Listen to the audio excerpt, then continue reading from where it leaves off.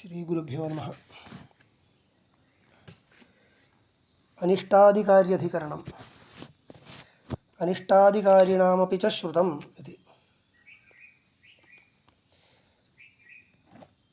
तत्र ये पापकर्माणः तेषां गतिः इदानीं विचार्यते। संवत्सरस्य आरम्भे अयमेव विचारः। प्रतियोगिनः एवं तर्हि स्वर्गगतिः ज्ञातुं शक्यते। तत्र विचारः इति कश्चिदपि विचारः अमाङ्गलिकः इति नास्ति। सर्वोपि विचारः माङ्गलिकः विचारदृष्ट्या। यतः अथातो मीमांसापदेयेन तस्मादेव उच्यते पूज्यविचारः। अथातो धर्मजिज्ञासा इत्यत्र प्रश्लेषं कृत्वा अधर्मजिज्ञासा इत्यपि कृतमस्ति। अधर्मोऽपि जिज्ञास्यते प्रतिषेधाय इति भाष्यं शाबरभाष्यम्। एवञ्च अधर्मजिज्ञासापि अपेक्षते एव। तद्वदेव अनिष्टादिकारिणामपि च श्रुतं। पश्यामः। इष्टादिकारिणः चन्द्रमसं गच्छन्ति इत्युक्तं। ये तु इतरे अनिष्टादिकारिणः तेपि चन्द्रमसं गच्छन्ति उत न गच्छन्ति इति चिन्त्यते। अधिकरणं तु सरलमेव अस्ति, अत्र क्लेशः कोऽपि नास्ति। इष्टादिकारिणः अनिष्टादिकारिणः इति विभागः कृतः। इष्टम् इत्युक्ते इच्छाविषयः इत्यर्थो न। पूर्वमेव उक्तरीत्या यागादिकं पूर्तम् इष्टं पूर्तम् इत्यादिकम्। एवञ्च विहितकर्म कुर्वाणाः इत्यर्थः इष्टादिकारिणः इत्युक्ते। इदानीं तद् विपरीतं निषिद्धं कर्म ये कुर्वन्ति तत्रापि अत्यन्तं निषिद्धं, निषिद्धेष्वपि उत्कटनिषिद्धं सामान्यनिषिद्धम् इति भवति। तत्र महापापं ये कुर्वन्ति तेषां गतिः उच्यते। तत्र नरकगतिः इति वर्तते इत्येतद् व्युत्पादनाय इदम् अधिकरणम् आरभ्यते। तत्र तावदाह इष्टादिकारिणः इव चन्द्रमसं गच्छन्ति इत्येतन् इष्टादिकारिण एव चन्द्रमसं गच्छन्ति इत्येतत् न। कस्मात्? यतः अनिष्टादिकारिणामपि चन्द्रमण्डलं गन्तव्यत्वेन श्रुतम्। अत एव संशयः अत्र। इष्टादिकारिणः विहितकर्म अनुष्ठायिनः तत्रापि यागादिकर्मानुष्ठायिनः एव चन्द्रमसं गच्छन्ति इत्येतत् न। इत्युक्ते पूर्वाधिकरणे यद् व्युत्पादितं तस्य उपरि आक्षेपः क्रियते। त एव गच्छन्ति इति तु वक्तुं न शक्यते। कस्मात्? यतः अनिष्टादिकारिणामपि इष्टादिकारिणः ये भिन्नाः तेषामपि चन्द्रमण्डलं गन्तव्यत्वेन श्रुतं। तथा ह्यविशेषेण कौशीतकिनः समामनन्ति। कौशीतक्याम् उपनिषदि वाक्यं किञ्चित् वर्तते, तदादाय सन्देहः। ये वै के च अस्माल्लोकात् प्रयन्ति चन्द्रमसमेव ते सर्वे गच्छन्ति इति। पश्यन्तु, ये वै के च अस्माल्लोकात् प्रयन्ति, ये केचन गच्छन्ति प्रयन्ति चन्द्रमसमेव ते सर्वे गच्छन्ति इति अविशेषश्रुतिरस्ति। तर्हि सर्वेषां पापकर्म कुर्वतां पुण्यकर्म कुर्वतां सर्वेषां ये केचन म्रियन्ते सर्वेषां चन्द्रलोकगमनम् इत्यस्ति। दिवङ्गताः इति खलु लोके व्यवहारः। कुत्र गताः इति वक्तुं न शक्यते, परन्तु लोके दिवङ्गताः इति वदामः। अविशेषश्रुतिरस्ति इति मत्वा सन्देहः। सर्वेषां तत्रैव गमनं वक्तव्यम् इति तावन्मात्रं न, युक्त्यन्तरञ्च देहारम्भोऽपि च पुनर्जायमानानां न अन्तरेण चन्द्रप्राप्तिम् अवकल्पते पञ्चम्याम् आहुतौ इति आहुतिसङ्ख्यानियमात् इति। पञ्चम्याम् आहुतौ आपः पुरुषवचसो भवन्ति इत्युक्तं। तर्हि भूतसूक्ष्मम् आदाय इतः ये गताः तेषां पुनः शरीरप्राप्तिः इह मनुष्यशरीरप्राप्तिः पञ्चम्याम् आहुतौ इति आहुतिसङ्ख्या पञ्चकम् उक्तम्। आहुतिशब्दः अत्र प्राप्तिपरः। आहुतिशब्दः प्राप्तिपरः इत्युक्ते उपासनासन्दर्भे आहुतित्वेन तत् कल्पनीयमिति एतदर्थम् आहुतिः इति शब्दः प्रयुक्तः। वस्तुगत्या अत्र प्राप्तिरेव। तत्तल्लोकेषु लोके वा अन्यत्र वा प्राप्तिः आहुतिशब्देन आहुतित्वेन कल्पनीया इति कल्पनीयत्वविवक्षया तत्र आहुतिः इति उक्ता तावदेव। आहुतिः इति उक्तं तर्हि अन्ततो गत्वा प्राप्तिः इति उच्यते परन्तु न आहुतिः इति उच्यते परन्तु प्राप्तिरेव तेन ज्ञायते इति कृत्वा एतत् दिवं द्युलोकं ये द्युलोकम् अथवा चन्द्रमण्डलं ये न गताः स्वर्गलोकं सर्वं पर्यायशब्दः एव तत्र ये न गताः तेषाम् एका आहुतिः न भवति तत्र तर्हि आहुतिसङ्ख्या या श्रुता सा न स्यात् तर्हि पञ्चम्याम् आहुतौ इत्येतद् भज्येत इति कृत्वा अवश्यं गन्तव्यमेव तत्र नाम प्राप्तव्यमेव इति देहारम्भोऽपि च पुनर्जायमानानां न अन्तरेण चन्द्रप्राप्तिम् अवकल्पते पञ्चम्याम् आहुतौ इति आहुतिसङ्ख्यानियमात् तस्मात् सर्वे एव ते चन्द्रमसम् आसीदेयुः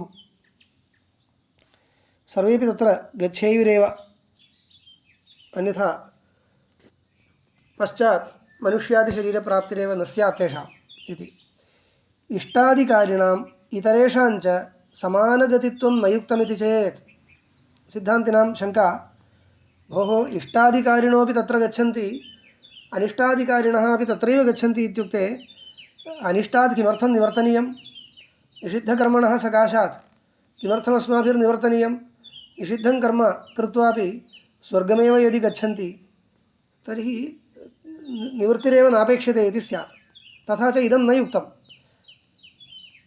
इतरेषां इष्टादिकारिभिः सह समानगतित्वं नैव युक्तम् इति चेत् न इतरेषां चन्द्रमण्डले भोगाभावात् इति पूर्वपक्षम् उपसंहरति भोगो नास्ति इति कल्प्यतां तावदेव पश्चात् तत्र नरकगतिर्भवत्येव साक्षादेव नरकगतिः इति न इदानीं पूर्वपक्षी किं चिन्तयति मन्यते पूर्वपक्षी नरकगतिं वारयितुं नेच्छति अन्यत्र गन्तव्यं चेत् गन्तव्यमेव परन्तु स्वर्गं गत्वा एकवारम् आगन्तव्यं तेन तत्र भोगो नास्ति तावदेव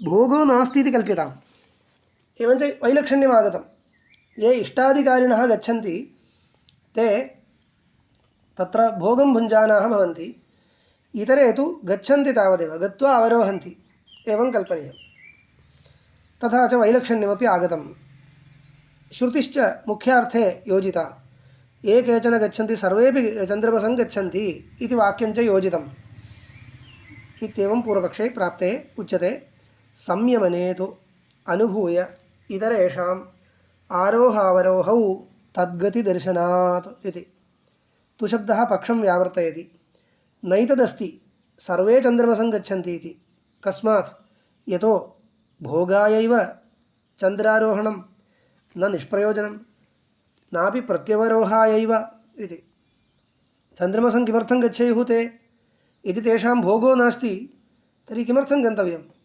तत्र गमनम् अस्ति इत्यत्र प्रमाणं नास्ति कल्पकं नास्ति श्रुतिश्च अविशेषश्रुतिरस्ति सा संकोचं प्राप्यैव संकोचं कृत्वा एव व्याख्यातव्या यतः उपपत्तिशून्यत्वात् उपपत्तिः तात्पर्यलिङ्गम् अपेक्षते उपपत्तिर्नास्ति इति कृत्वा श्रुतेः अविशेषश्रुतेः संकोचः आवश्यकः भोगो यदि नास्ति तर्हि चन्द्रलोकगमनं व्यर्थमेव निष्प्रयोजनं देहप्राप्तये देहारम्भाय इति उक्तं तद्विषये वक्ष्यते अग्रे वक्ष्यते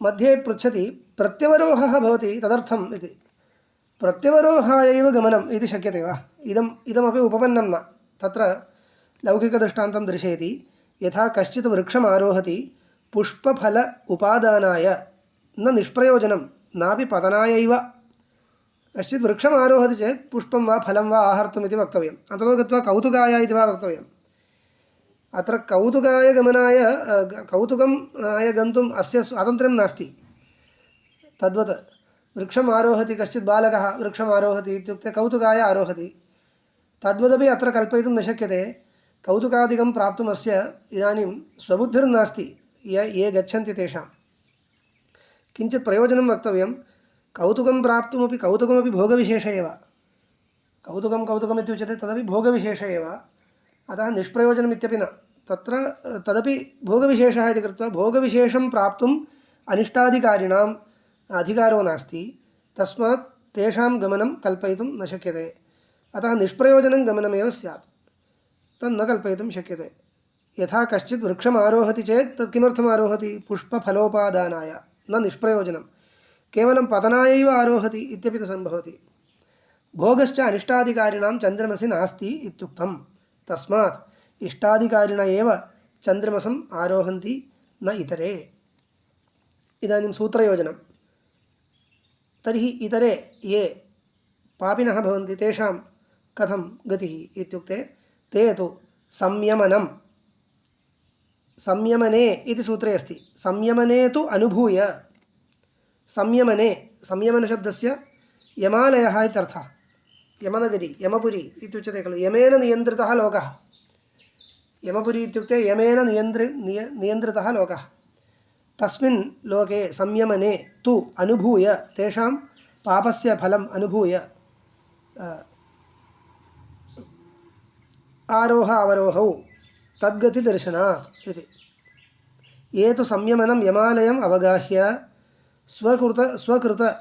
स्वदुष्कृत अनुरूपा यामीर्यातनाः अनुभूय तत्सम्बन्धी तल्लोकसम्बन्धिनीः यातनाः अनुभूय पुनरेव इमं लोकं प्रत्यवरोहन्ति एवं भूतौ तेषाम् आरोहावरोहौ भवतः इति कुतः तद्गतिदर्शनात् तथा हि यमवचनस्वरूपा श्रुतिः प्रयताम् अनिष्टाधिकारिणां यमवश्यतां दर्शयति इति यमवचनस्वरूपा श्रुतिः कठोपनिषद्वाक्यं न साम्परायः प्रतिभाति बालं प्रमाद्यन्तं वित्तमोहेन मूढम् अयं लोको नास्ति पर इति मानी पुनः पुनर्वशमापद्यते मे इति बालं प्रति साम्परायः परलोकः न भाति तेषां तत्र विश्वासो न भवति बालो नाम अव्युत्पन्नाः ये शास्त्रश्रद्धारहिताः इति सर्वेषाम् उपलक्षणं बालः इति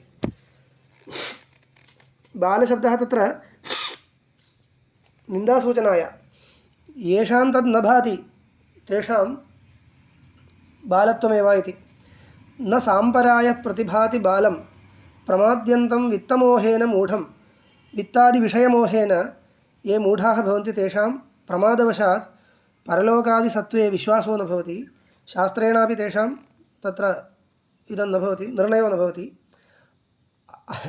एवमेव खलु कोऽपि एतावत्पर्यन्तं गत्वा आगतवान् वा इति पृच्छन्ति कोऽपि गत्वा आगतवान् वा गत्वा आगत्य उच्यते वा नोच्यते खलु तर्हि कथम् अस्माकं विश्वासः इत्येव वदन्ति नास्तिकाः भोः गत्वा आगत्य कश्चित् वदति चेत् तव विश्वासो भवति वा तदापि विश्वासो न भवति विश्वासो न कर्तव्यः इति प्रथमतः निर्णयः कृतो वर्तते इत्येव कश्चित् गत्वा आगतवान् इति कश्चित् आगतः इति मन्यतां मृतः पुनः आगतः मृतो न इति चिन्तयेत् तावदेव तर्हि विश्वासो न भवति अथवा तत्सदृशः अन्यः इति कल्पयेत् तावदेव तत्र विश्वासो न कर्तव्यः इति यैः निर्णयः प्रागेव कृतः तेषां बोधने उपायो नास्ति तावदेव अन्यदेव कल्पयन्ति कश्चित् आगत्य वदति चेदपि तत्र वाक्यप्रमाणमेव खलु वञ्चनार्थं वदति इत्येव कल्पयिष्यति अन्यथा योगिनः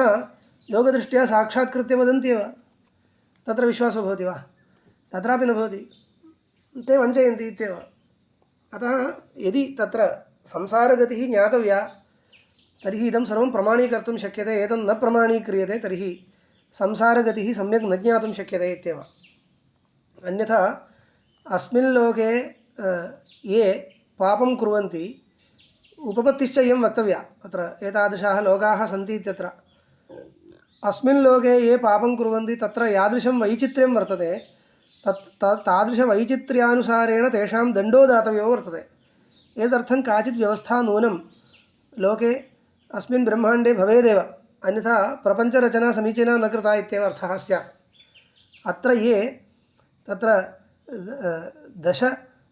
दशजनानां हन्ता सहस्रजनानां हन्ता च यः भवति तयोः दण्डे वैलक्षण्यम् अपेक्षते न वा 10 जनानां यः हन्ता सहस्रजनानां च हन्ता द्वौ हन्तारौ द्वयोरपि दण्डः दातव्यः अत्र अस्माकम् अस्यां भूमौ विद्यमाना दण्डव्यवस्था कियती वर्तते अतीव स्वल्पा वर्तते अन्ततो गत्वा वधः कर्तुं शक्यते वधः इत्युक्ते क्षणमात्रेण तत्र वेदना शाम्यति तावदेव तस्मात् तत्र पर्याप्तः दण्डः दत्तः इति न भवति ये अनेन हताः तैः यादृशी पीडा अनुभूता तत्तुल्यपीडा अनेन भोक्तव्या तदा एव उचितः दण्डो भवति यादृशः अपकारः अन्येषु कृतः समानः अपकारः तेनापि प्राप्तव्यः इत्येव व्यवस्था जगति तत्र स्वल्पः अंशः अत्र अस्माभिः व्यवस्थापयितुं शक्यते अवशिष्टः सर्वोऽपि अंशः लोकान्तरे इति अवगन्तव्यम् अन्यथा पापान् नैव निवर्तितव्यं किमर्थं तत्र अनुरूपं न जातम् इति तस्मात् किं कर्तव्यम् इत्युक्ते तादृशो देहः तस्मै प्रदातव्यो भवति यस्मिन् देहे प्रज्ञा न नश्यति अस्मिन् पार्थिवे शरीरे झटिति प्रज्ञा नश्यति प्रज्ञायां नष्टायां ततः परं दुःखं नास्ति तस्मात् प्रज्ञां संस्थाप्य दुःखानुभवः यस्मिन् शरीरे सम्भवति तादृशं शरीरम् अस्मिन् लोके न दातुं शक्यते तस्मात् तादृशं शरीरं दत्वा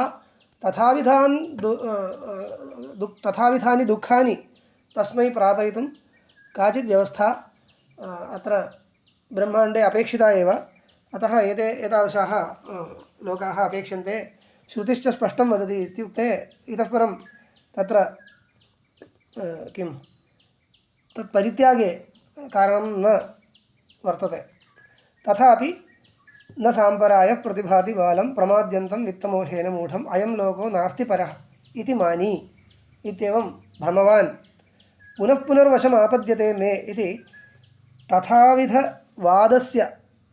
तथाविधवादस्यैव नरक प्रयोजकत्वम् उक्तम् इति अवगन्तव्यम् अनेन वाक्येन एवं यः मन्यते अत्र नास्ति परलोकः इदमेव पर्याप्तम् एतावदेव ब्रह्माण्डम् इति ये मन्यन्ते तेषां कश्चित् नरकः उक्तः पुनः पुनर्वशम् आपद्यते मे इति यमवचनस्वरूपा श्रुतिः यमवचनम् इत्येव वक्तुं शक्यते यमवचनस्वरूपा इति किमर्थम् इत्युक्ते अपौरुषेयत्वं खलु अतः यमः उक्तवान् इति न यमवचनमिव तत्त्वं बोधयन्ती श्रुतिः इत्थं वदति वैवस्वतं संगमनं जनानाम् इत्येवं जातीयकञ्च बह्वेव यमवश्यता प्राप्तिलिङ्गं भवति एतत् अतिस्वल्पमुक्तं बहु च अत्र वक्तुं शक्यते तत्र श्रुतौ अयं लोकः श्रुतः वर्तते पुराणेषु च वक्तव्यमेव नास्ति तावन्ति वाक्यानि उपलभ्यन्ते अतः अग्रे अस्माकं सूर्यनमस्कारे नाम अपाण्यपादकेशासः तत्र ते अयो निजाजनाः मृत्वा पुनर्मृत्युमापद्यन्ते अद्यमाना स्वकर्मभिः मृत्वा पुनर्मृत्युमापद्यन्ते इत्यत्र यमलोकः कल्पयितुं शक्यते वा द्रष्टव्यं तत्र यथा अनुभवः सः अनुभवः वर्ण्यते तथा वा तत्र अपाणयः अपात् अकेशासः तथा वर्तन्ते इति शरि अस्तु एवं बहुत्र उपलब्धुं शक्यते तस्मात् नाम ताडने दण्डदाने प्रतिबन्धो न भवति इति हस्ताः सन्ति पाणयः सन्ति चेत् वारयितुं शक्यन्ते खलु सत्यं दण्डदाने प्रतिबन्धो न भवति तदेव अस्माकम् अपेक्षते दण्डदाने अत्र बहुविधः प्रतिबन्धः कर्तुं शक्यते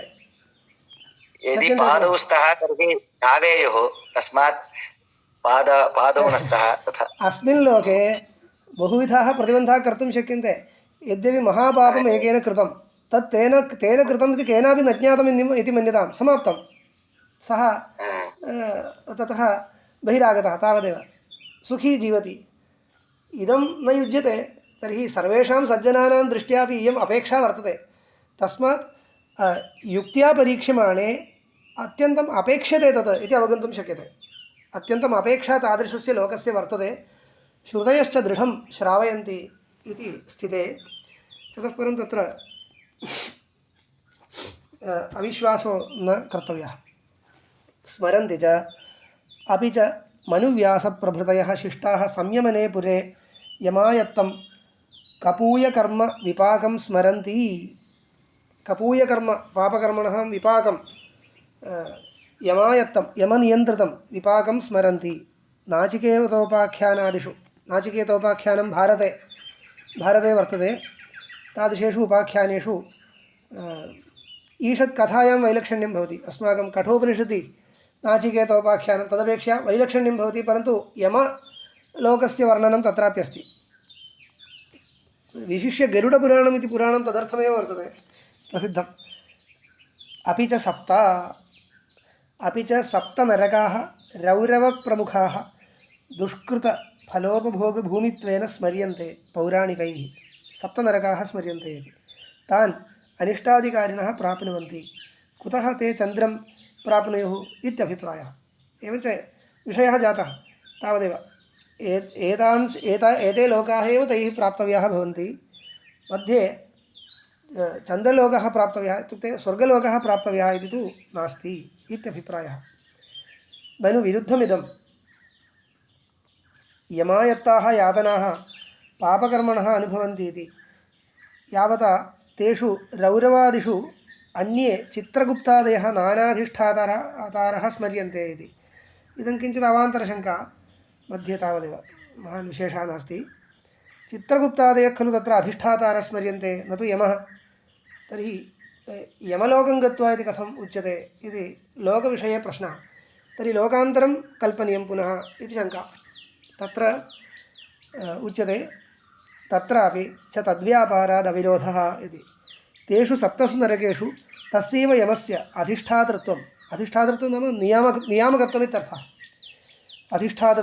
अधिष्ठातृत्वव्यापाराभ्युपगमात् अविरोधः यमप्रयुक्ता एव हि ते चित्रगुप्तादयः अधिष्ठातारः स्मर्यन्ते एतदधीना एव भवन्ति इति विशेषः कोऽपि नास्ति जातं विद्याकर्मणोरिति तु प्रकृतत्वात् पञ्चाग्निविद्यायां वेत्थ यथा असौ लोको न सम्पूर्यते इत्यस्य प्रश्नस्य प्रतिवचनावसरे श्रूयते अथ एतयोः पथोः न कतरेण च न तानि इमानि क्षुद्राण्यसकृतावृत्तीनि भूतानि भवन्ति जायस्व म्रियस्वेत्येतत् तृतीयं स्थानं तेनासौ लोको न सम्पूर्यते इति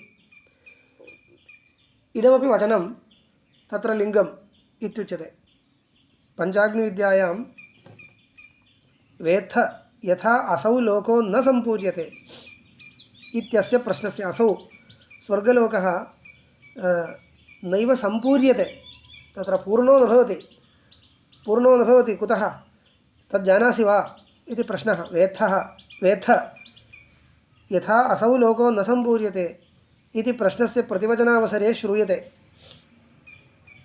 अयं स्वर्गलोकः कुतः न सम्पूर्यते पूर्णो न भवति तत्र रिक्तस्थानम् अवशिष्यते एतत् कुतः इत्युक्ते तत्र समाधानम् उक्तम् अथ एतयोः पथोः न कतरेण च न तानि इमानि क्षुद्राण्यसकृदावर्तीनि भूतानि भवन्ति इति एतयोः पथोः न कतरेण च न तत्र किमुक्तं कर्मिणां गतिः कर्मसमुचित उपासकानां गतिः इत्येवं पुण्यकर्मणां गतिद्वयं प्रसिद्धं वर्तते एका तु ब्रह्मलोकगतिः अन्या स्वर्गलोकगतिः एतद् गतिद्वयमपि ये न प्राप्नुवन्ति तादृशा एव भूयांसो वर्तन्ते इति समाधानं गतिद्वयमपि प्राप्तुम् अनर्हाः एव लोके भूयांसः सन्ति तस्मात् कतिचन एव तत्र गच्छन्ति तस्मात् सः लोको न पूर्यते इति समाधानम् इदमेव उक्तम् अथ एतयोः पथोः न कतरेण च न द्वयोर्मध्ये अन्यतरेणापि मार्गेण तानि इमानि क्षुद्राणि असकृदावर्तीनि भूतानि भवन्ति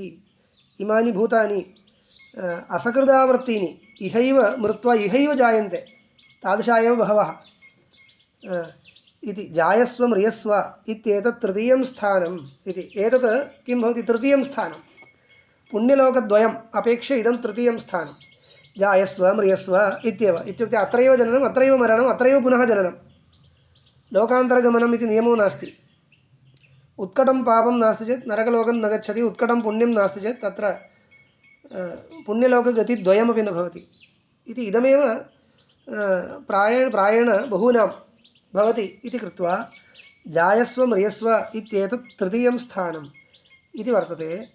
तेन असौ लोको न पूर्यते। अयं तत्र स्वर्गलोको न पूर्यते न सम्पूर्यते इत्यत्र कारणम् इदमेव इति एकं वाक्यं तत्रैव पञ्चाग्निविद्यायाम् अग्रे वर्तते। तत्र एतयोः पथोः इति विद्याकर्मणोरित्येतत् एतयोः पथोः इति द्विवचनं वर्तते।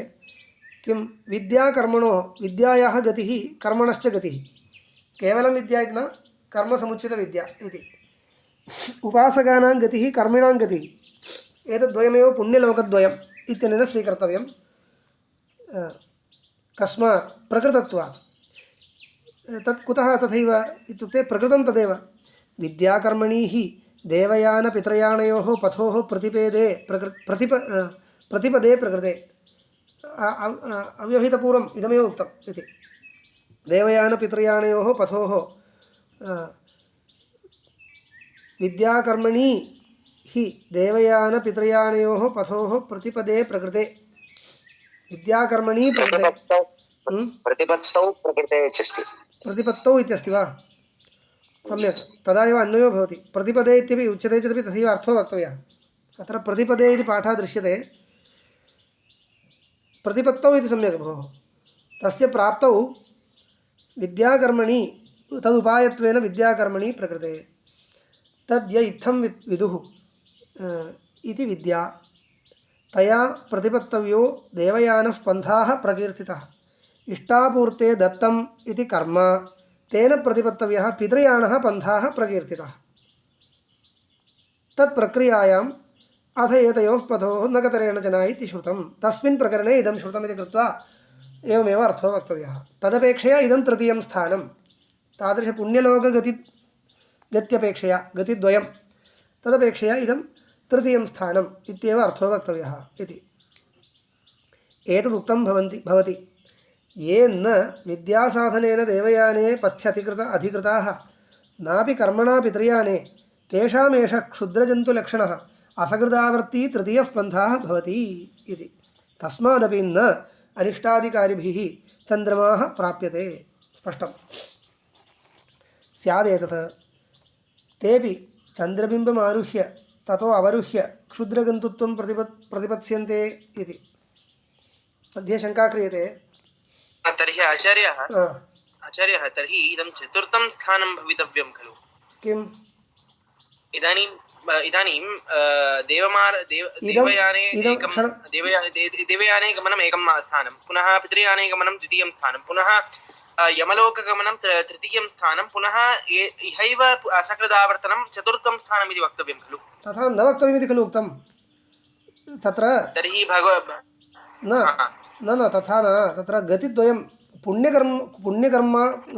पुण्यकर्माणः ये भवन्ति तेषां गतिरेव खलु उक्ता अतः तृतीयं स्थानं नाम नरकस्य तत्र प्रवेशो न कृतः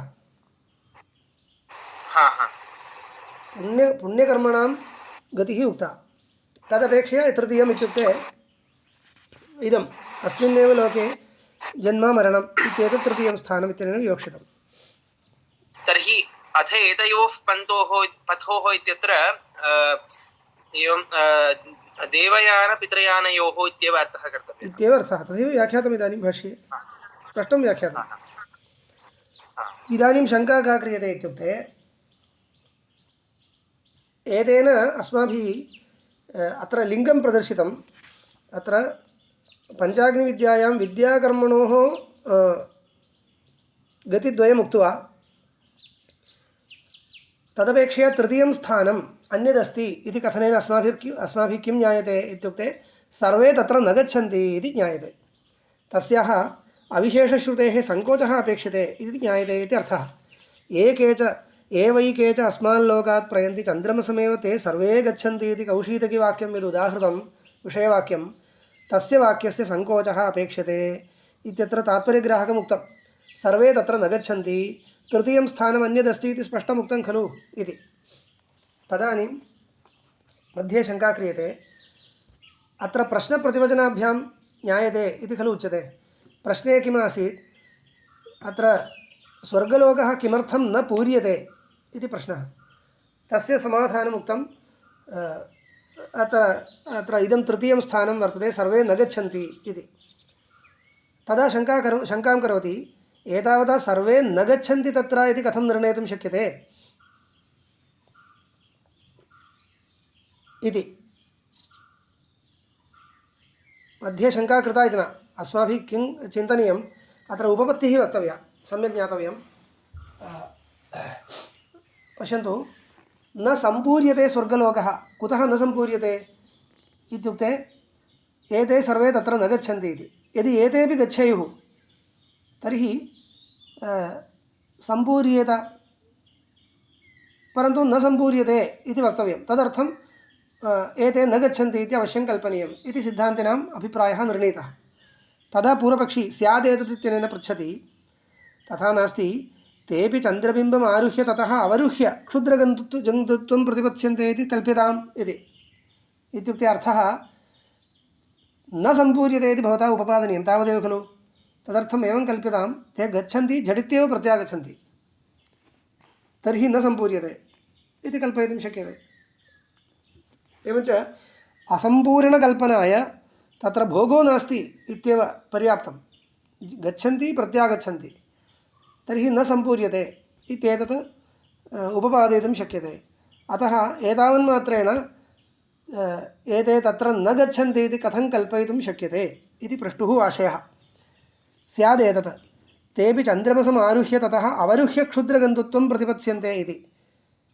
आरोहन्ति अनन्तरं झटित्येव अवरोहन्ति भोगं विना इति कल्प्यताम् इति तच्चेत् तदपि नास्ति आरोहानर्थक्यात् पूर्वमेव उक्तम् आरोहस्य वैयर्थ्यं तु पूर्वमेव उक्तम् अपि च सर्वेषु या प्रयत्सु चन्द्रलोकं प्राप्नुवत्सु असौ लोकप्रयद्भिः सम्पूर्यते इत्यतः प्रश्नविरुद्धं प्रतिवचनं प्रसज्येत इति पश्यन्तु यदि सर्वे गच्छन्ति चेत् पर्याप्तं तत्र किमपि कर्तव्यं न गत्वा आगच्छन्ति चेदपि सम्पूर्णं भवत्येव एवं खलु गत्वा आगच्छन्ति चेदपि सर्वे तत्र गत्वा आगच्छन्ति चेत् कोलाहलः भवति अतः सम्पूर्णं भवति एवञ्च ये म्रियन्ते ते सर्वे गत्वा आगच्छन्ति इति न कल्पनीयं गत्वा आगच्छन्ति इति कल्पनेपि सम्पूर्णमेव स्यात् तस्मात् कुतो न सम्पूर्यते इति चोद्यस्य उपपत्तिः न भवति उत्तरेण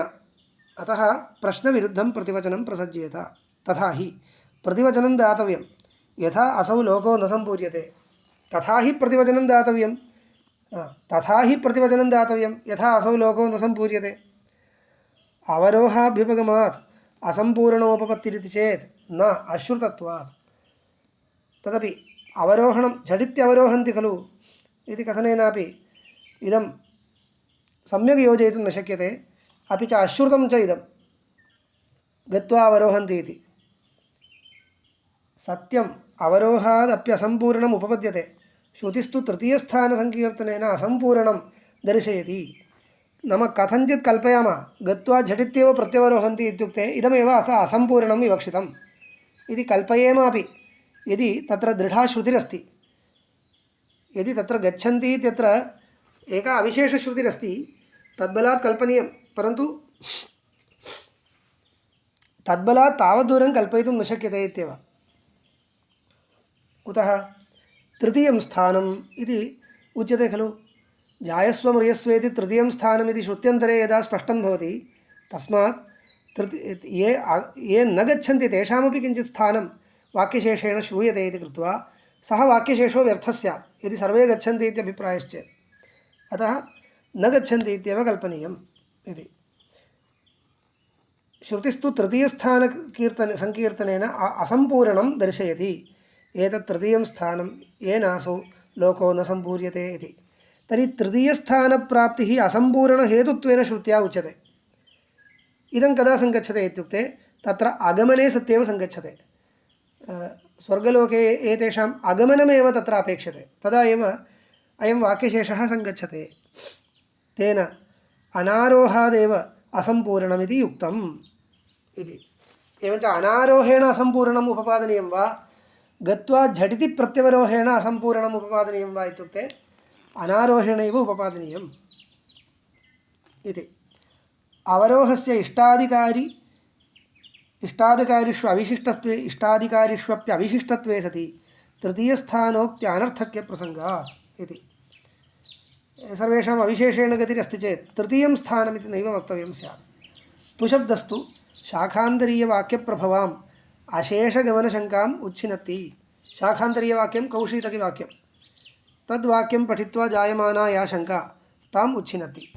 एवं सति अधिकृतापेक्षः शाखान्तरीये वाक्ये सर्वशब्दः अवतिष्ठते इति। तत्र शाखान्तरीयवाक्ये सर्वे इति यदस्ति तस्य सङ्कोचः कर्तव्यः। अधिकृताः सर्वे इति। स्वर्गलोकं गन्तुं ये अधिकारिणः ते सर्वे गच्छन्ति इत्येव सङ्कोचं कृत्वा व्याख्यानं कर्तव्यं। ये वै के च अधिकृताः अस्मान् लोकात् प्रयन्ति चन्द्रमसमेव ते गच्छन्ति इति तत्र व्याख्यानं कर्तव्यम्। इतः परं यत् पुनरुक्तं देहलाभोपपत्तये सर्वे चन्द्रमसं गन्तुमर्हन्ति पञ्चम्याम् आहुतौ इति आहुतिसङ्ख्यानियमादिति तत् प्रत्युच्यते। तस्य समाधानं शङ्का कृता किल। पञ्च आहुतयः न भवन्ति। इदानीं पञ्चस्थानेषु प्राप्तिर्यदि न स्यात् तर्हि आहुतीनां पञ्चत्वम् आहुतित्वं कल्पयितुं न शक्यते इति तत् प्रत्युच्यते। न तृतीये तथोपलब्धेः। न तृतीये स्थाने देहलाभाय पञ्चसङ्ख्यानियमः आहुतीनाम् आदर्तव्यः। कुतः? तथोपलब्धेः इति। अत्र तदन्तरप्रतिपत्त्यधिकरणे यन्निर्णीतं तस्यापि कश्चन निष्कर्षः इदानीं क्रियते। पञ्चसु स्थानेषु गन्तव्यमेव इति नास्ति। सर्वैरपि पञ्चसु स्थानेषु गन्तव्यम्, अनन्तरमेव मनुष्यजन्म भवति इति कोऽपि नियमो नास्ति इति इदानीं निर्णयः क्रियते। तत्र ये स्वर्गलोकं गच्छन्ति तेषामेव पञ्चस्थानेषु प्राप्तिः, अन्येषां तथा नास्ति इत्येव। न तृतीये स्थाने देहलाभाय। तृतीये स्थाने देहलाभाय इत्युक्ते इहैव मृत्वा पुनर्जन्म प्राप्तये पञ्चसङ्ख्यानियमः आहुतीनां न आदर्तव्यः। आहुतीनां पञ्चसङ्ख्यानियमो न आदर्तव्यः इत्युक्ते पञ्चसु स्थानेषु प्राप्तिर्नापेक्षते इत्यर्थः। कुतः? तथोपलब्धेः। तथा हि अन्तरेणैव आहुतिसङ्ख्यानियमं वर्णितेन प्रकारेण तृतीयस्थानप्राप्तिरुपलभ्यते। जायस्व म्रियस्वेत्येतत् तृतीयं स्थानम् इति। यथा अन्यत्र गमनं विनैव जायस्व म्रियस्व, मरणं जननं, जननं मरणं तावदेव, मध्ये अन्यत्र प्राप्तिर्नास्ति इत्येव। तृतीयं स्थानम् इति।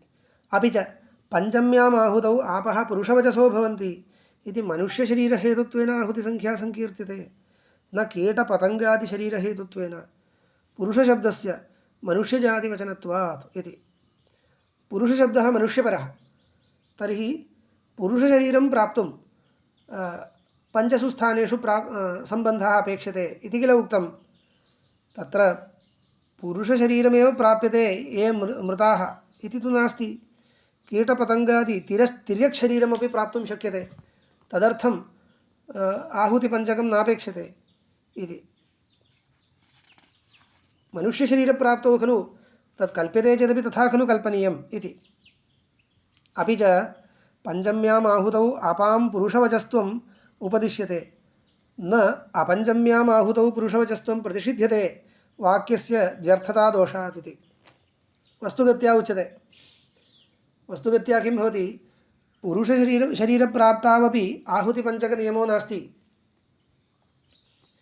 पुरुषशरीरप्राप्तावपि इहैव मनुष्यः आसीत्, मनुष्यशरीरं त्यक्तं, पुनः मनुष्यो भवति इति मन्यताम्।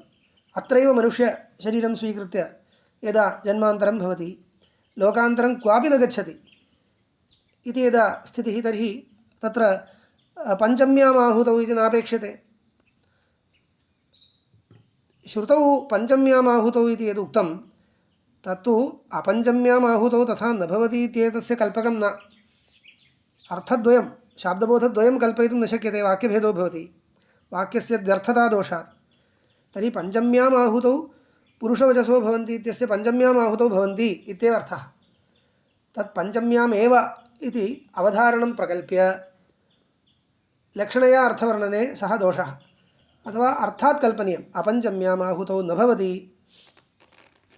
इति सप्तपदार्थाः इत्युक्ते सप्त एव पदार्थाः अष्टमपदार्थो नास्ति इति अर्थात् लभ्यते इति अर्थात् लब्धुं शक्यते तद्वत् अर्थात् लब्धुं शक्यते परन्तु अर्थात् कल्पनीयं तावदेव तत्र कल्पकं यदि नास्ति तर्हि कल्पयितुं न शक्यते कल्पकम् अपेक्षते तदा अर्थात् कल्पयितुं शक्यते साक्षात् वाक्यात् द्वयं लभ्यते इत्युक्ते वाक्यभेदो भवति अर्थात् कल्पने दोषो नास्ति परन्तु कल्पकम् अपेक्षते तद्विना कल्पयितुं न शक्यते तत्र येषाम् आरोह अवरोहौ सम्भवतः तेषां पञ्चम्याम् आहुतौ देहः उद्भविष्यति इति पञ्च इति संख्या शब्दश्रुतः तत् किं प्रकृत्या ये तत्र स्वर्गं गताः तेषां विषये तदुच्यते तेषां पञ्चम्यामेव आहुतौ पुरुष भाक्त्वं पुरुषशरीरप्राप्तिः इति तु युज्यते इति कृत्वा तदपेक्षं तत्र पञ्चत्वम् उक्तम् इति कल्पने पर्याप्तं तत्र अन्येषां न भवति इति कल्पने कल्पकं किमपि नास्ति पञ्चम्यामेव आहुतौ भवन्ति सर्वेपि इति कल्पकं नास्ति इति अन्येषां तु विनैवाहुतिसंख्यया भूतान्तरोपसृष्टाभिरद्भिः देहः आरप्स्यते अन्येषां तु एतादृश आहुतिसंख्या नियमो नापेक्षते यस्यां कस्यामपि आहुतौ तत्र शरीरान्तरप्राप्तिः सम्भाव्यते परन्तु अयं च विशेषः सर्वत्र अस्ति भूतान्तर उपसृष्टाभिरद्भिः तत्र अपां नाम पञ्चानां भूतानां देहान्तरारम्भकः सूक्ष्मभागः अनेन सह सम्पृक्तः वर्तते इति तु सर्वेषां समानं मशककीटपतङ्गादीनामपि तदस्ति एव अयं च विशेषः तत्र सर्वत्र अस्ति तत्र स्वर्गलोकं गता एव भूतसूक्ष्मं नयन्ति इति तु नास्ति सर्वेपि नयन्ति इति तत्तु वक्तव्यमेव इति स्मर्यतेऽपि च लोके इदानीं किञ्चित् सामान्यतः सूत्रद्वयं सूत्रत्रयं समाप्यते स्मर्यतेऽपि च लोके अपि च स्मर्यते लोके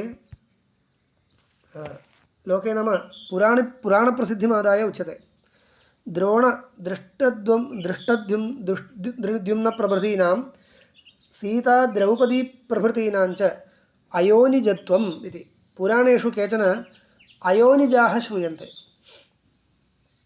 तत्र योनिजाः न भवन्ति स्त्रीपुरुषसम्बन्धेन उत्पन्नाः न भवन्ति इति केचन पुराणेषु वर्ण्यन्ते तत्र द्रोणादीनां योषिद्विषया एका आहुतिर्नास्ति योषित्सम्बन्धात् तस्य उत्पत्तिर्नास्ति पुरुषस्य सकाशात् उत्पन्नः इति कथा वर्तते दृष्टद्युम्नादीनां तु योषित्पुरुषविषये द्वे आहुतिः न स्तः तस्य तथा यथा च तत्र आहुतिसंख्या अनादरो भवति एवम् अन्यत्रापि भविष्यति इति बलाकाः अपि अन्तरेणैव रेतस्येकं गर्भं धत्ते इति लोके रूढिः लोके प्रसिद्धिरस्ति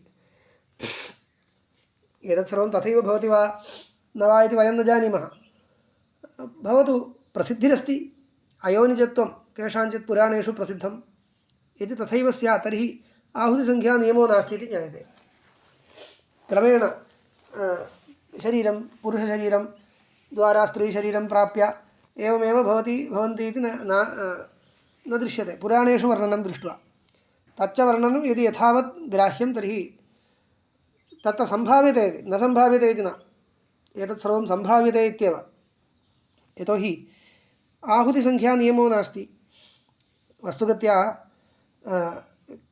अग्रिमसूत्रेण तदेव उच्यते अत्यल्पमिदमुच्यते इतिवत् दर्शनाच्च इति लोके अपि च चतुर्विधे भूतग्रामे भूतानि बहुविधानि वर्तन्ते चतुर्विधाः भूतग्रामः जरायुज अण्डज स्वेदज उद्भिज्जलक्षणे स्वेदज उद्भिद्वयोः अन्तरेणैव ग्राम्यधर्मम् उत्पत्तिदर्शनात् आहुतिसंख्या अनादरो भवति एवम् अन्यत्रापि भविष्यति इति तत्र सस्यलतादयः भवन्ति तेषां किं स्त्रीपुरुषसम्बन्धः इत्यादिकं नास्ति अतः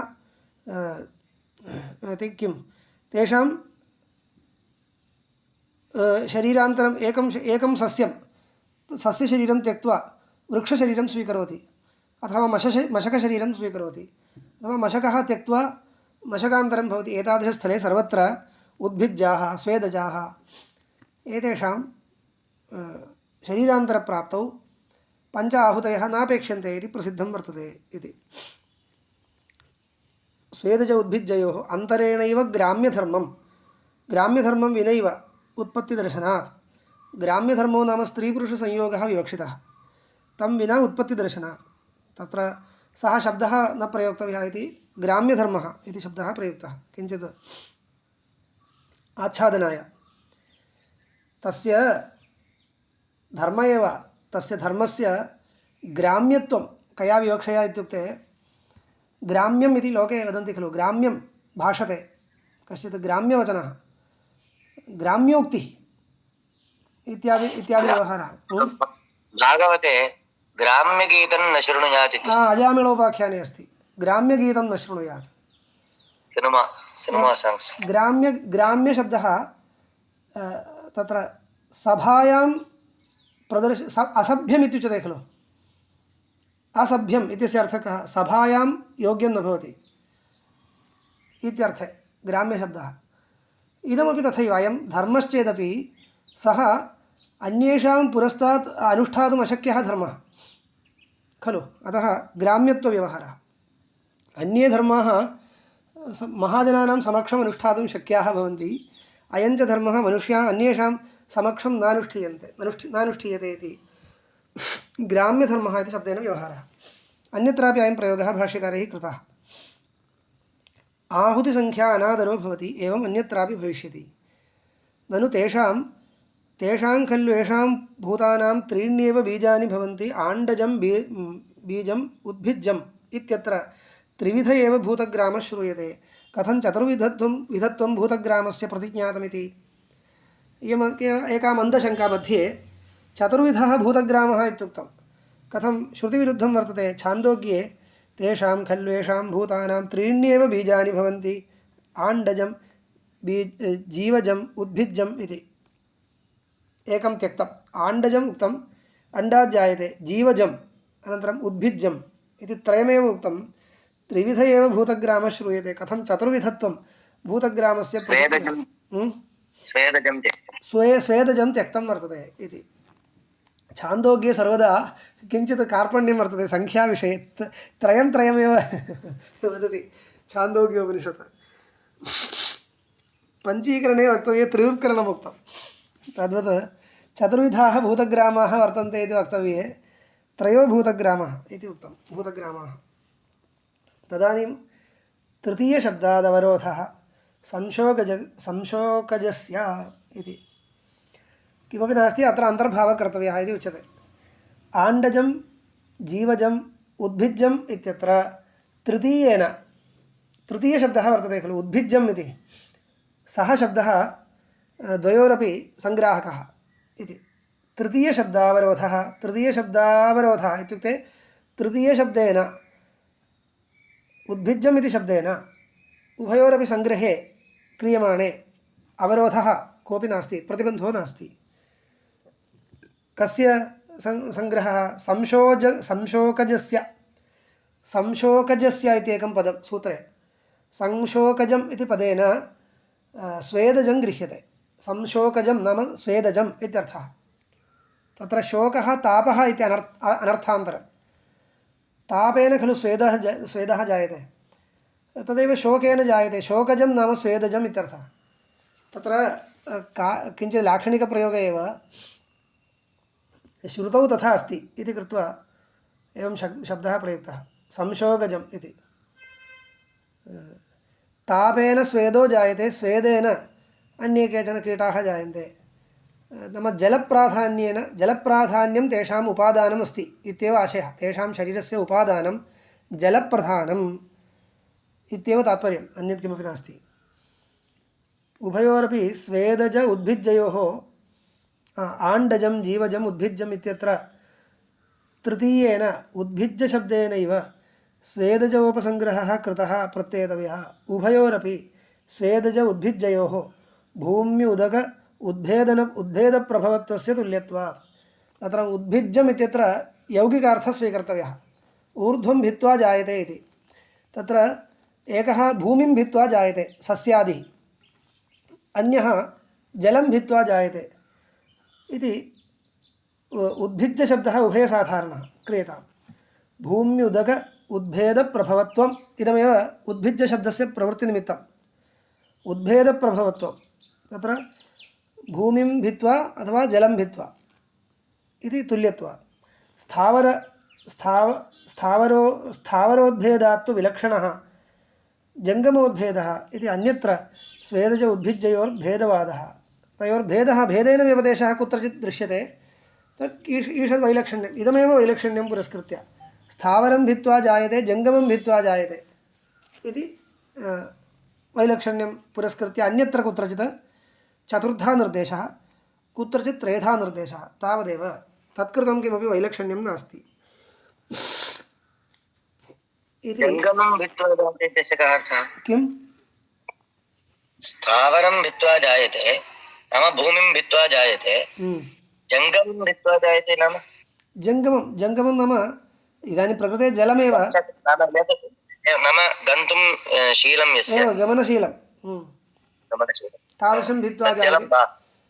क्वचित् तथापि अस्ति इति। जङ्गमं भित्त्वा अत्र जङ्गमशब्देन जलं विवक्षितम् इति। प्रकृते जलं विवक्षितं तावदेव। जलं जङ्गमम् इति उच्यते वा? जलं जङ्गममेव खलु, स्थिरं नास्ति, प्रसरणशीलम्। अस्तु, इदम् अधिकरणं जातम्। अग्रिमम् अधिकरणं वेगेन समाप्यते, तदपि उक्त्वा समापयामि। 10 निमेषेषु समाप्यते। तत्साभाव्यापत्तिरुपपत्तेः। तत्साभाव्यापत्तिः उपपत्तेः। तत् इति पदं नास्ति, साभाव्यापत्तिरुपपत्तेः इत्येव अस्ति। एवं वा?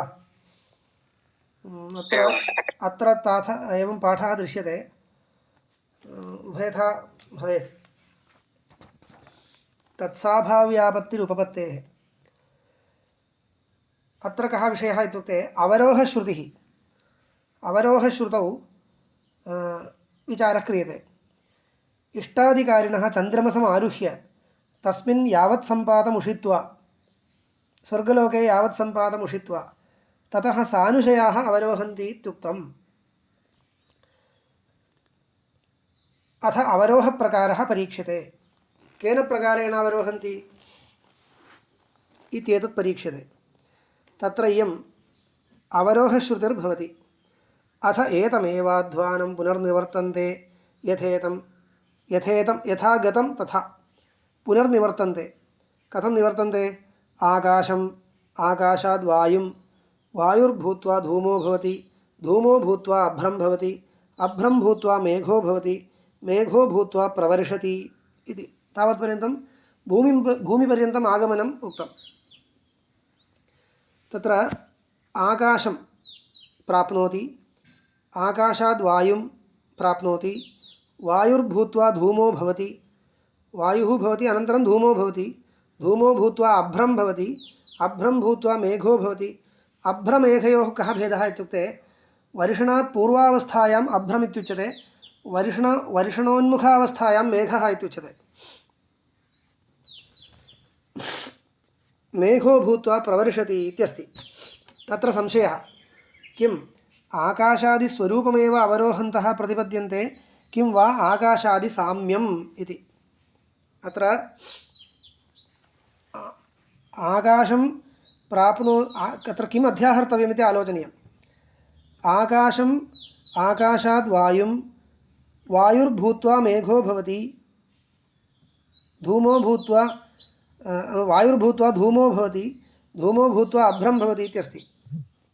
आरम्भे आकाशम् आकाशाद् वायुम् इत्येव उक्तं, परन्तु अग्रे वायुर्भूत्वा इत्यस्ति किल, तर्हि तद्वदेव अत्रापि योजनीयम्। आकाशं भूत्वा वायुर्भवति, आकाशं भूत्वा आकाशं भवति प्रथमतः, अनन्तरं वायुर्भवति, अनन्तरं धूमो भवति, अनन्तरम् अभ्रं भवति, अनन्तरं मेघो भवति इति यथाश्रुतः अर्थः। तर्हि संशयो भवति, आकाशादिस्वरूपमेव प्रतिपद्यन्ते एते स्वर्गलोकं गत्वा प्रत्यागच्छन्तः ये जीवाः, ते आकाशादिस्वरूपमेव प्रतिपद्यन्ते, प्राप्नुवन्ति किं वा आकाशादिसाम्यम् इति। आकाशादिसाम्यं प्राप्नुवन्ति इति सिद्धान्तः कर्तव्यः। तदर्थं पूर्वपक्षः क्रियते आकाशादिस्वरूपमेव प्राप्नुवन्ति, तत्र प्राप्तं तावत् आकाशादिस्वरूपमेव प्रतिपद्यन्ते इति। कुतः? एवं हि श्रुतिर्भवति, श्रुतेः मुख्यार्थः स एव, इतरथा लक्षणा स्यात्। धूमो भवति इत्युक्ते धूमसमानो भवति इति लक्षणया अर्थो वक्तव्यः स्यात्।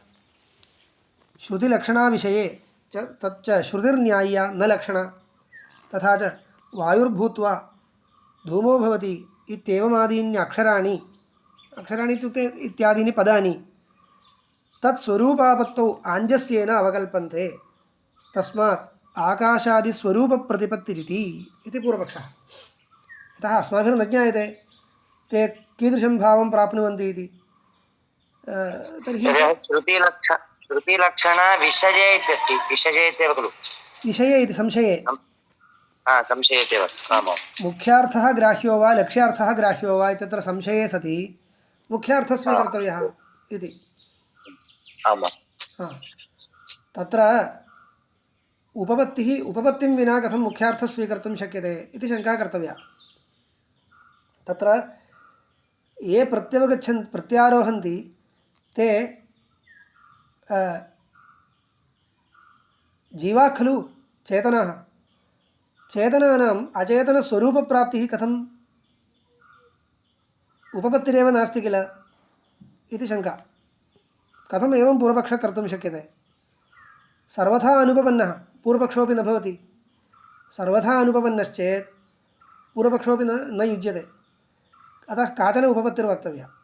चेतनानां जीवानाम् अचेतन आकाशधूमादिप्राप्तिः, धूमादिस्वरूपप्राप्तिः कथमपि वक्तुं न शक्यते खलु इत्युक्ते सत्यं न वक्तुं शक्यते। अतः पूर्वपक्षिणापि किं वक्तव्यम् इत्युक्ते जीवस्य सकाशे भूतसूक्ष्मम् अस्ति किल, तेषां भूतसूक्ष्माणाम् आकाशादिभावेन परिणामः अस्तु इत्येव। स्थूलशरीरं तेषां सकाशे नास्ति। स्थूलशरीरं तु स्थूलशरीरावच्छिन्नाः एते न भवन्ति, ये प्रत्यागच्छन्ति तेषां स्थूलशरीरं नास्ति। सूक्ष्मशरीरं तु वर्तते। सूक्ष्मशरीरमध्ये परिणामयोग्यं किमपि अस्ति वा? अस्ति, भूतसूक्ष्मं वर्तते। तेषां भूतसूक्ष्माणामेव मध्ये आकाशादिभावेन प्रथमतः, अनन्तरं वायुभावेन, अनन्तरं धूमभावेन परिणामो भवतु।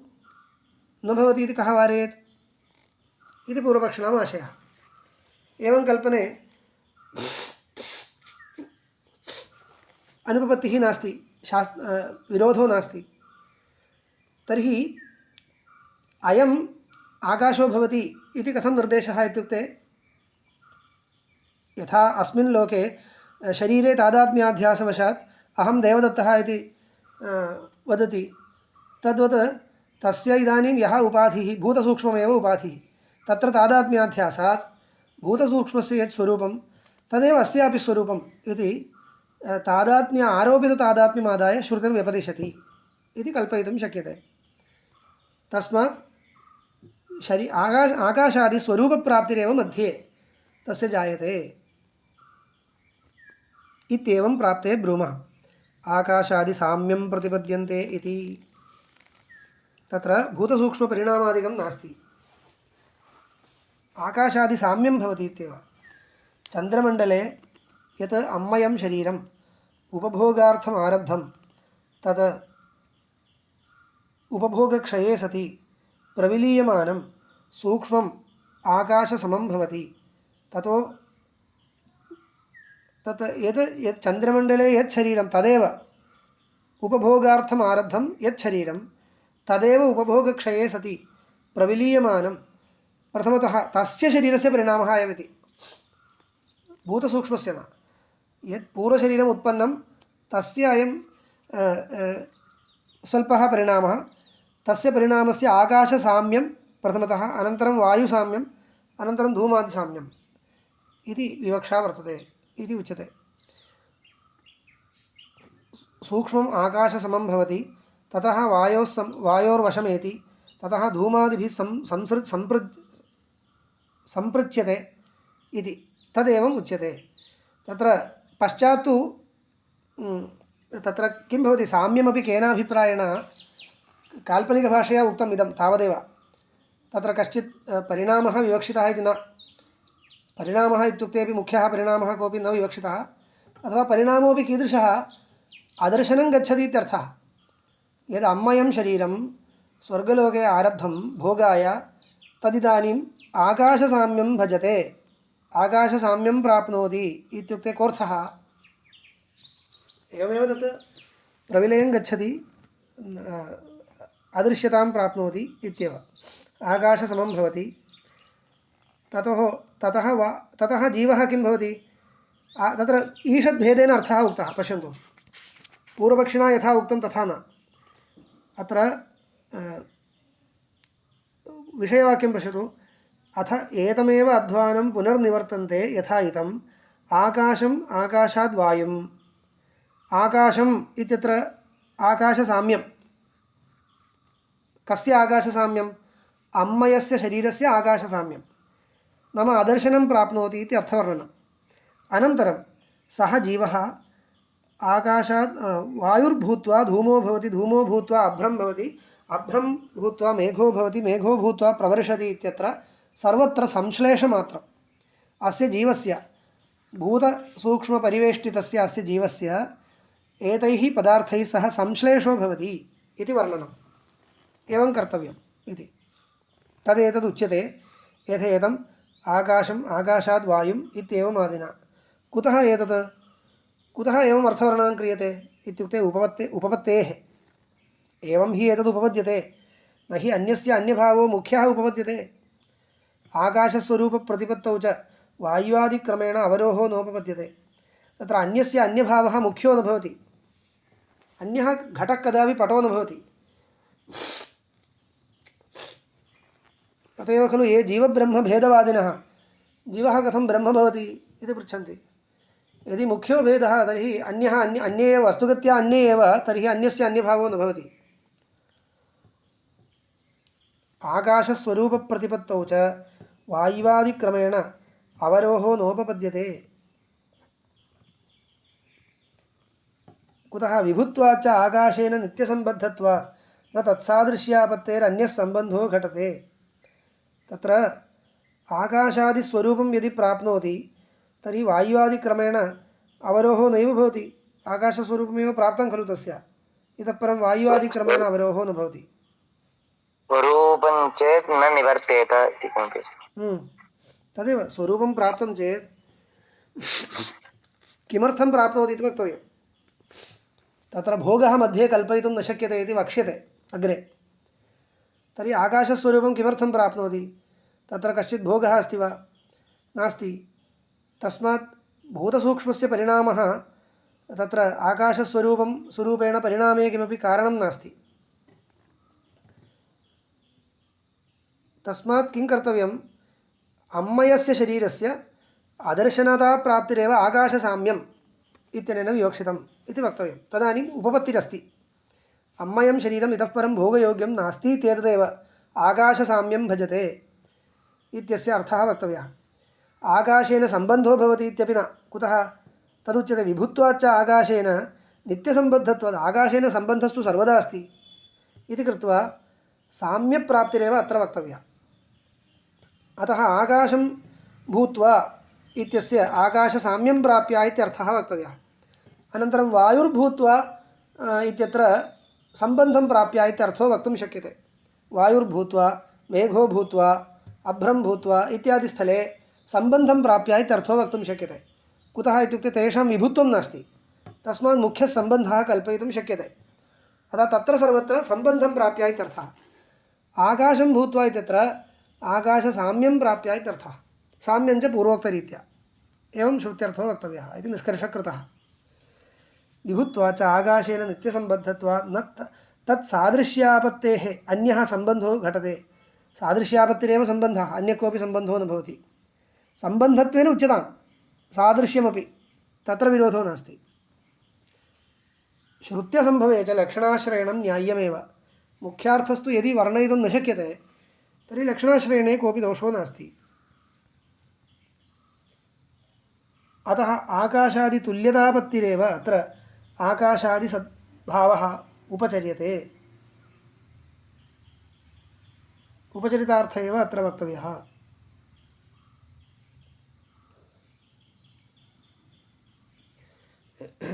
तावदेव खलु तावदेव व्याख्याने कोऽपि विशेषः अस्ति वा इति पश्यामि न च प्राक्सिद्ध आकाशात्मना अनन्तरं परिणामः सम्भवति परिणामादिकं वक्तुं न शक्यते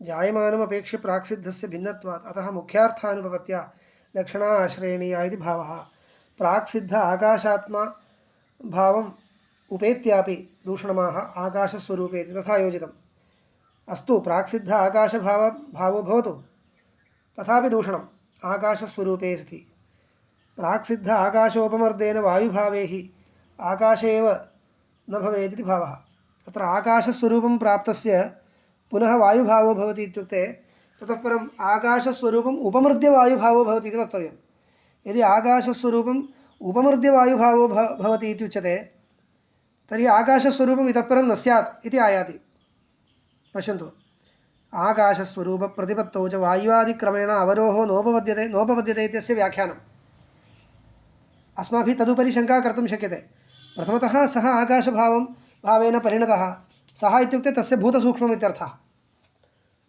अनन्तरं वायुभावेन परिणमते इत्यस्तु इत्युक्ते न शक्यते आकाशस्वरूपम् आपन्नस्य कस्यचित् ततः परं वायुभावश्चेत् आकाशस्वरूपम् उपमर्द्य वायुभावः वक्तव्यः तर्हि आकाशस्वरूपं न स्यात् इति आपत्तिः प्राक्सिद्ध आकाशोपमर्देन वायुभावे हि आकाशे एव न भवेदिति भावः एतावतापि आकाशसमो भवति इत्यर्थलाभः कुतः इत्यपेक्षायां विभुत्वाच्च आकाश वस्तुगत्या यद्वक्तव्यं तदुच्यते अग्रे विभुत्वाच्च इति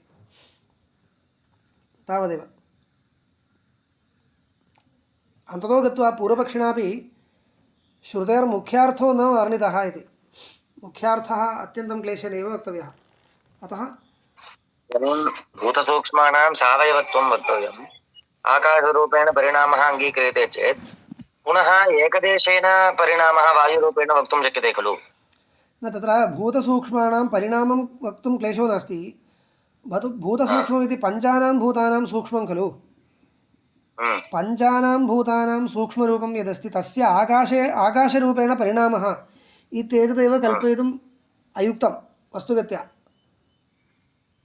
तस्य आकाशस्यैव अन्ततो गत्वा अनन्तरं परिणामः एते भवन्ति पश्चात् किल प्रथमतः आकाशभूतमेव आसीत् अतः कल्पने अत्यन्तम् अशक्यं कल्पनमिति न अत एव पूर्वपक्षोऽपि कथञ्चित् योजयितुं शक्यते एव इदं तु सिद्धान्तिनां यत् कल्पनं तत् इतोपि उचिततरं तावदेव वक्तुं शक्यम् अन्ततो गत्वा कथञ्चित् पूर्वपक्षेपि इदं कल्पनं सम्भवति सिद्धान्ते तु उचिततरं वर्तते इति तावन्मात्रमेव अस्मिन् अधिकरणे तावदेव सिद्धान्तिनां कल्पनं तु उचिततरम् इति अस्तु अत्र समापयामि श्वः अयं पादः समाप्यते शन्नो मित्रः शन्वरुणः शन्नो भवत्पर्यमा शन्नो इन्द्रो बृहस्पतिः शन्नो विष्णुरुक्रमः नमो ब्रह्मणे